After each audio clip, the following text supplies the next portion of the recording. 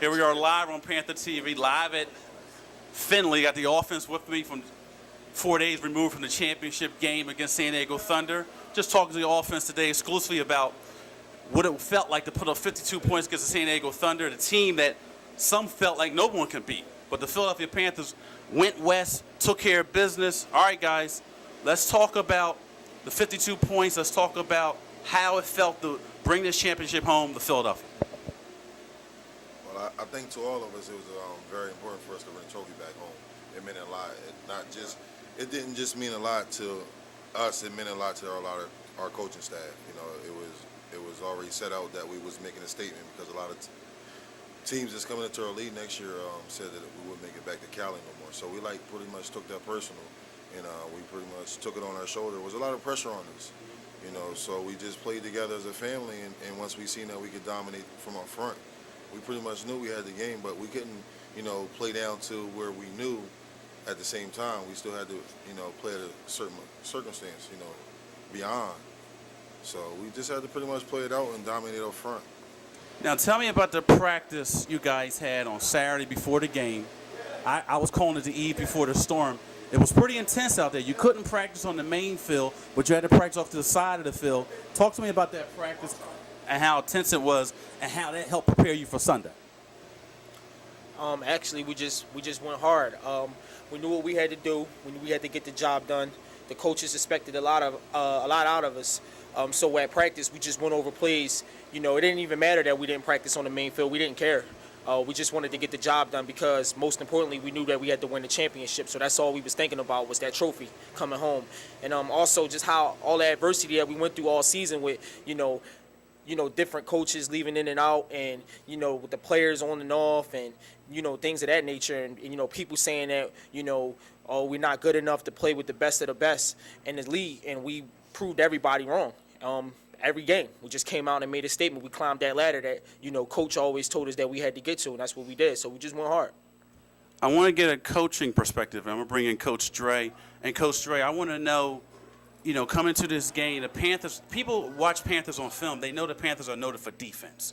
And the offense sometimes gets overlooked. And this is how, you know, teams can kind of sneak up on you like you guys did in San Diego. Tell me how you kept the offense motivated, knowing that a lot of times the defense gets the headlines. Well, I just told the offense that, you know, with the dominant offensive line that we have, that we could do anything. And, you know, our line is looked over through the season, that we had, you know, one of the worst lines in the league, which, you know, I came to my line and I told them, I said, listen, I put the stakes up high, you know, and I need y'all guys to back me. And I told them that in the LCFL, I had one of the best lines. Well, I had the best line in the LCFL. So when I went to my center and he told me, he said, Coach, I got you. Run the ball, keep it on the ground.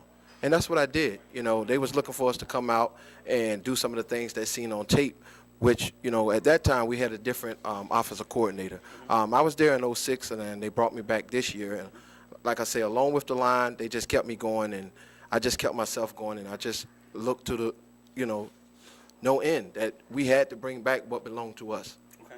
Having said that, Coach Dre, I want to get some of the linemen in here. Now, with that being said, what Coach Dre said, now with you got your motivation, you guys are sort of overlooked. Now, with all that being said, Skeet, what motivates you guys to block the way you block? Basically, Khalif was untouched. You guys opened up A and B gaps for your running backs. The running backs went wild. So tell me, how was in the trenches blocking the San Diego Thunder defense, who were playing the 3-4 defense? Once again, it goes back to scheme. We had a scheme. Chris Banks and myself and a few other guys came together with a scheme to break the 3-4, you know, with a few calls here or there. And we just communicated all up and down the line. Monster, Java, Christian, I mean, everybody that came in. Okay. You know, Kirby, everybody that came in, even the guys that came to give us breaks, the younger guys that came and stepped in, and I mean, they bought into the system. And, you know, all goes back to Coach Dre and Coach Doug, you know, and, the whole staff, you know, everybody that gave us an opportunity to break it. You know, we broke it. Okay. And that's all that matters, really. Now we're going to get the running backs in here because, you know, all season, Panthers have a running back by committee, okay? We got Sean Mayers, we got Douglas, we got JB, we got Tank, who's not here, but we got a lot of running backs, and they're interchangeable. All right, running backs, let's come in here real quick. All right, Sean, tell me what you saw, because you scored the first 3 touchdowns. You guys tied at 21 at halftime. You scored those 3 touchdowns. Tell me what you saw offensively once you came in the game, because you guys started with the power game with JB and Tank, and they seemed to soften those guys up. Tell me what you saw when you came in the game, how you were able to get out in the open space and create for yourself. Well, one of the advantages of having such a diverse running back core, you get to pay attention to the next guy, the guy that's in front of you. So you know what you're seeing before you actually go out there and do it. So I saw, the outside was open. There was a lot of cutback lanes. I saw how the line was blocking towards that 3-4. So it made our job a lot easier having such a diverse running back core, because you can pay attention to and see what you're going up against before you actually go out there. Okay. And lastly, JB, I know you and Chris Douglas, you guys were in the game early before Sean Mayers came in and made an impact. Tell me what happens when you're running between the tackles and were their defense reacting quicker to you? Because you seem like all game long, you guys seem to have a hole to run in. No, it wasn't that. We basically, our job is to beat the D line and the linebackers up. So when Chris, our pointers do come in, they too tired to either try to keep up with them or either try to tackle them. Like basically, we just doing is soften them, like he said. And once they come in, it's automatic. We going every play they touch. We are designed to go to the end zone. So that's what we did. That's what we did, and that's our game plan was, and we succeeded at that all game long. All right, guys, overall, let's give me one collective answer. How does it feel, I know to win this championship, but to put up 52 points in San Diego and basically win, and you just took the second half over. You made the second half yours.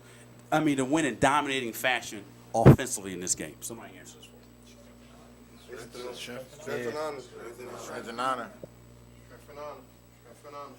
Strength and honor is the answer. I got the whole Panther offense with me, championship Panther offense here on Panther TV.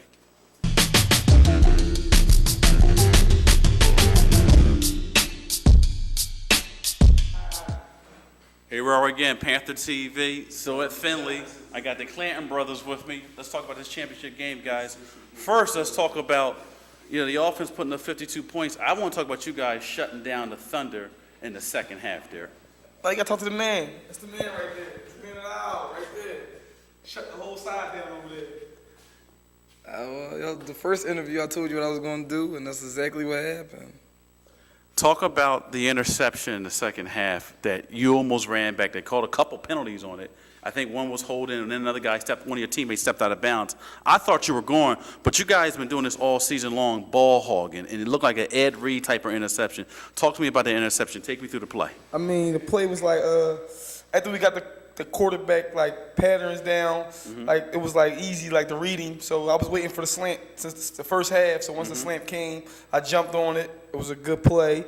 And I ran out of gas at the end, and I played the whole game. I ain't never did a game, and I ran out of gas. But it was a good play. It was a great game, and I just want to thank like the whole offense played like beautiful, because every time we leave, they put up points and made it easy on us. So it was a good team effort.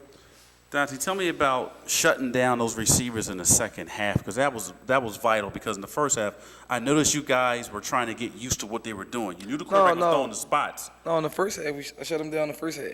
I shut them down the whole game. It wasn't the first half, second half thing. It was the whole game. It wasn't the second half. I shut them down the whole game. They caught one pass. What were those receivers doing in terms of, now we look at the overall defense, that's on your side. Now, what were you communicating to the other D-backs in terms of what you were doing that was successful on your side? Well, on our side, we had our own little project going. It was me, my brother, linebacker, and I dropped back into my zone. Linebacker took the flat. My brother hit over top, which made it easier for me to jump on anything that came across, the flies, anything. They couldn't get nothing past me, nothing under me. And if they did catch anything under me, I'd hit them real hard, so... Real quick, gentlemen, talk about those 3 drives in the first half. They were riddled with penalties. Yeah. How do you guys stay motivated? Because, I mean, the refs were throwing flags like crazy. We talked about it. You'll probably hear it on the DVD. How'd you guys stay motivated and miss these refs throwing flags like every other play? Like family, family. Like everybody got problems, and that's all we want. Like our team, like especially our defense. I didn't know nobody before the season, but I know every single player. And like we just got over the hurdle as a family and stuck together and got through the mistakes, and we just knew like just keep your head up. I got you. I got you. That was our motto. I got you. If anything happened, I got you. If they scored on the other side, we got you. Just pick your head up and just go for the next play, and we just going. You know what I'm saying, we're gonna get through this together. What's the motivating factor for next year on your defensive core with you guys? I mean, how can you stay motivated now that you're at the top of the mountain? This is the same energy from last year. Like we didn't win anything. We didn't win anything. Time to be better. More interceptions, better record. We didn't go undefeated. Better record, more interceptions for us, more tackles, more exposure. You got to hear first on Panther TV, the Clanton brothers. I call them the ball hoggers all season long. They attack that football. They make big plays, big hits, and they did it in the championship game. Panther TV, Lloyd Trader. All right.